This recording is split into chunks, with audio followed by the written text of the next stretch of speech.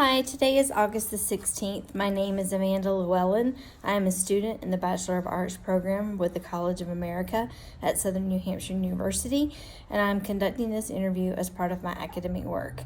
With your consent, I will record this interview and use the information in a video that I am working on for Government and You project.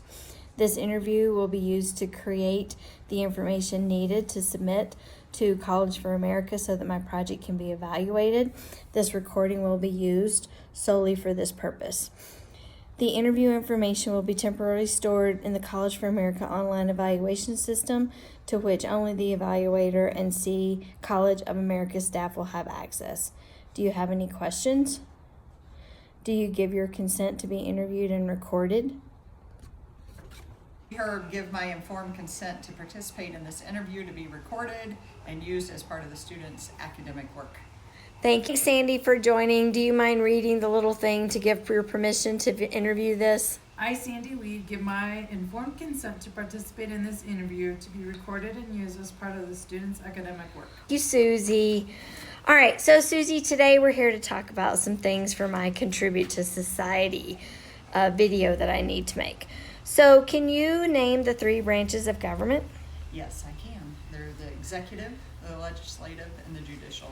Can you tell me what each of those do? So the executive branch is the presidential branch and helps to pass some of the laws and bills, and the legislature brings the bills, and the judicial is our Supreme Court and justice system. So as part of my Contribute to Society portion of this class, I have to ask you some questions around our, government and what we do from a political perspective. So can you name the three branches of government? There's executive, the legislative, and the judicial branches. And can you explain what each of those three do? Executive is going to be the president and the vice president and the cabinet, and they can veto bills.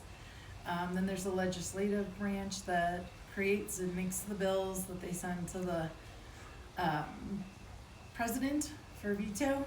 And then there's the judicial branch, which is the Supreme Court, which can overturn other proceedings. Overall, my friends did a pretty good job of identifying the three branches of government. However, in my presentation, I'll provide a little more detail that we can learn and understand a little bit more about what each branch does.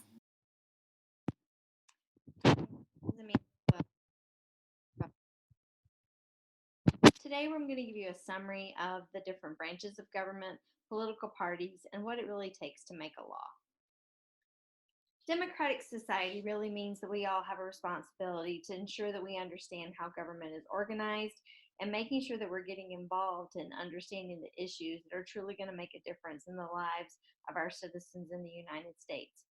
This presentation is going to explore and provide information on each branch of government, the political parties, and then also how a bill becomes a law. When you think about the branches of government, we really have three: legislative, executive, and judicial.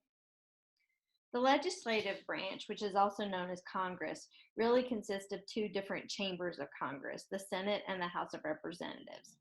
The Congress is the part of government that makes the laws by taking into consideration the views of individuals like myself, that as a voting constituent, I've elected them, and so they're required to listen to me and ensure that they have my interests that are kept in mind. They also represent the party that they were elected by, whether it be Democratic or Republican. And it's important that they understand the goals of the party when it comes to passing a law and whether the party agrees with the law or not. And then finally, we see that personal views of the individual can play an important role in not only how the elected officials vote, but also plays into who is actually elected by their district or their state. It's important to note that, the legislative branch is, regardless of what the president may want to do, the legislative branch is really the only branch of government that can pass a law. The executive branch, the primary goal is to carry out and execute laws that are made by the legislative branch. and at times ruled and those laws are ruled and interpreted by the judicial branch. The President of the United States is head of the executive branch, but this branch of government is also made up of many other departments and agencies. The executive branch can enforce laws, and the president has to make sure that he doesn't overstep authority and take control over things that the other two branches of government are responsible for. For example, making laws and interpretation of laws in legal instances. So checks and balances between all three branches of government ensure that we have alignment of the goals of each branch. The executive branch gives the president certain power as outlined in the U.S. Constitution, and these are being able to veto or reject a law, appoint federal posts to post in government, or appoint federal positions to post in governmental agencies, negotiate foreign treaties with other countries, appoint federal judges, and then finally grant pardons for a crime. The judicial branch is what we know mostly as the Supreme Court, but it consists of both criminal and civil courts, and it really is responsible for interpreting the U.S. Constitution. The judicial branch's primary goal is to clarify rules and make sure each side is acting fairly through its judicial review as part of the overall process of checks and balances.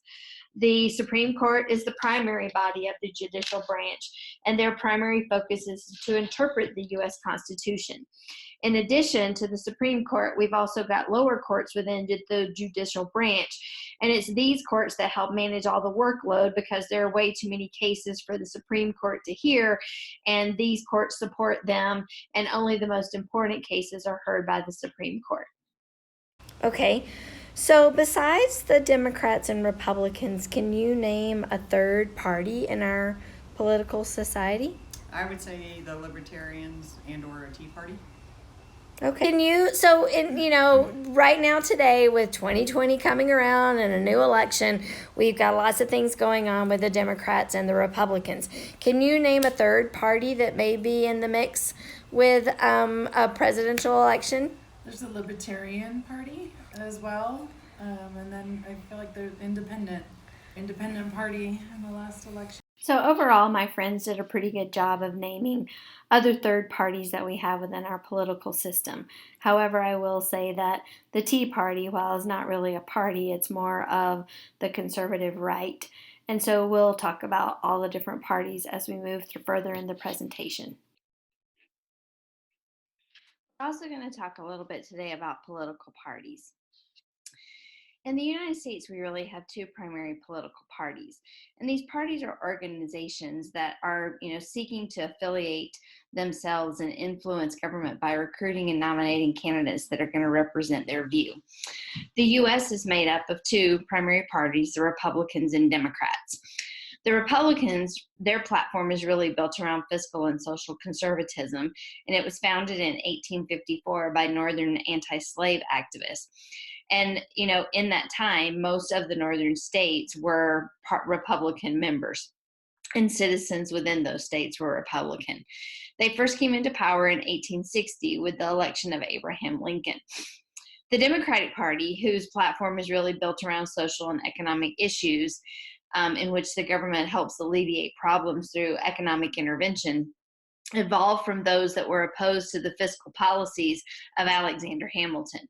Thomas Jefferson and James Madison were the two individuals that organized into what at the time was called the Southern Democratic Republican Party, and they gained power with the election of Thomas Jefferson in 1800.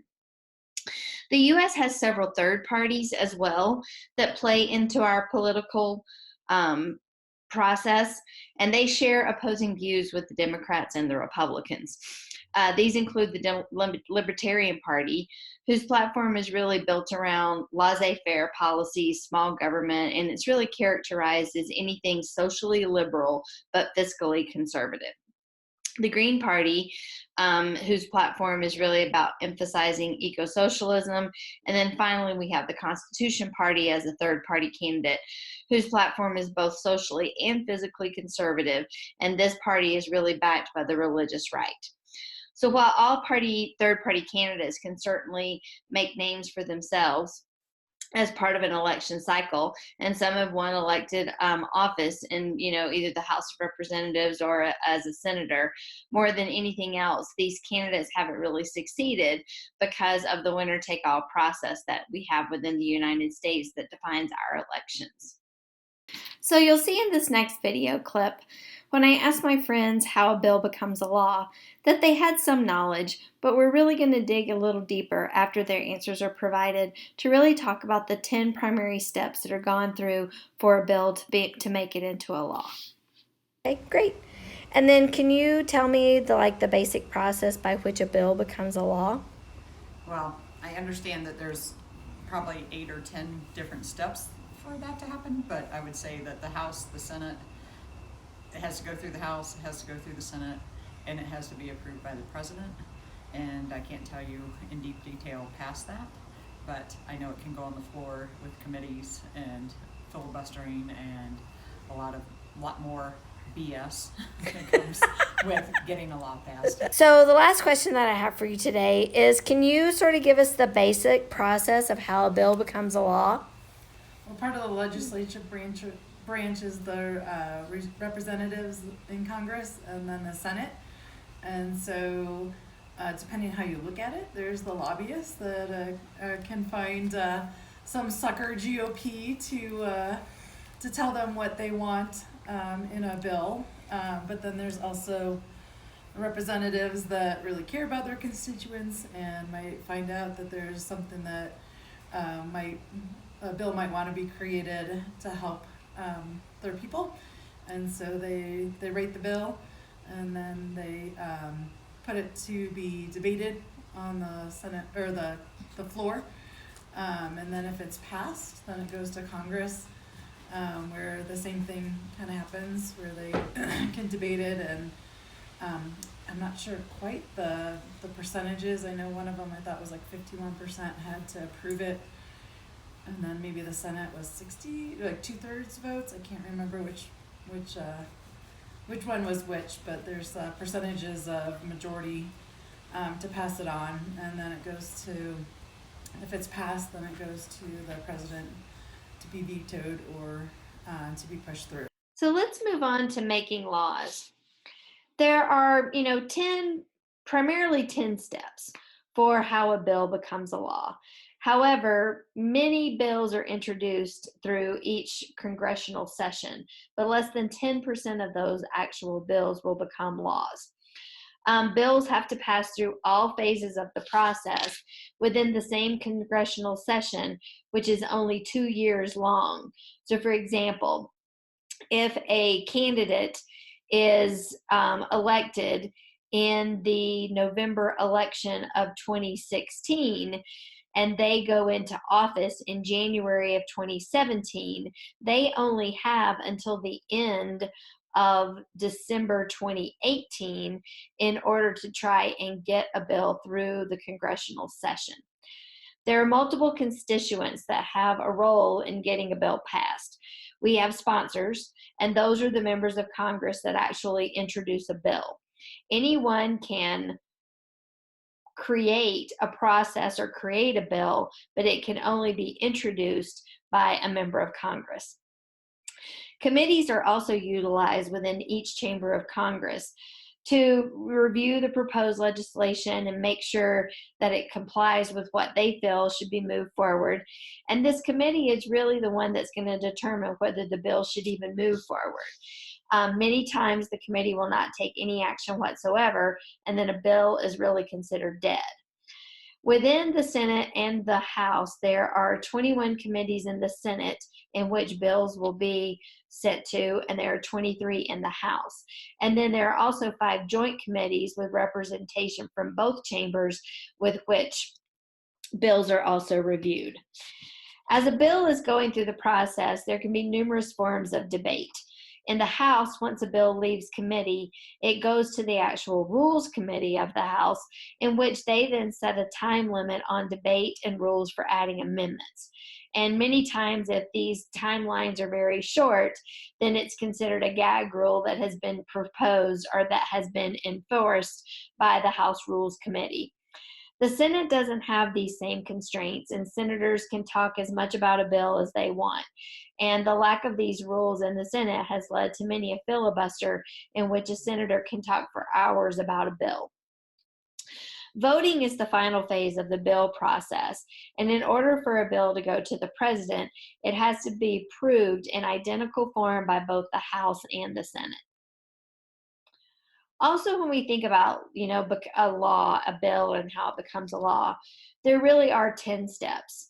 We talked a little bit about a bill being born, and it can be introduced by, or it can be born by anyone, but only introduced by a congressional representative. Once it is introduced, it then goes to committee, and the committee will, if it doesn't take action, then the bill is considered dead. We then have subcommittees that are part of the committees, and that's really where the bill is completed or sent to for complete review to study and hold hearings on the bill. This provides the opportunity to put on record the view of branches of government to either support or oppose the bill. Once hearings are complete, the bill is marked up by the subcommittee to make changes to the prior or to make recommendations to the full committee. This is also the step in which the committee will vote for the bill. And once a bill has been voted on, then it's considered ordering a bill is reported, and it's completed after the subcommittees report on a bill to the full committee, which is then a vote in the House or the Senate. Voting is completed in either chamber, depending upon who ordered the bill, and the bill is either passed or defeated. Referral to the other chambers of Congress is complete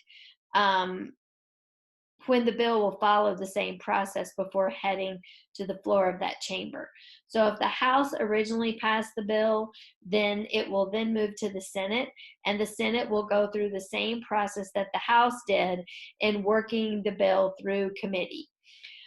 Once each chamber has rejected, approved, or ignored or changed the bill, a conference committee action may also be needed if the bill is altered significantly. This committee will reconcile the differences between the two chambers. And if the conference committee can't reach agreement on what it needs to do, then the bill will die. If agreement is reached, then the committee will prepare a report outlining the proposed changes. Both chambers, again, both the Senate and House, are required to approve the conference report. The final step of the bill process is for both the House of Representatives and the Senate to approve the bill in identical form by a vote.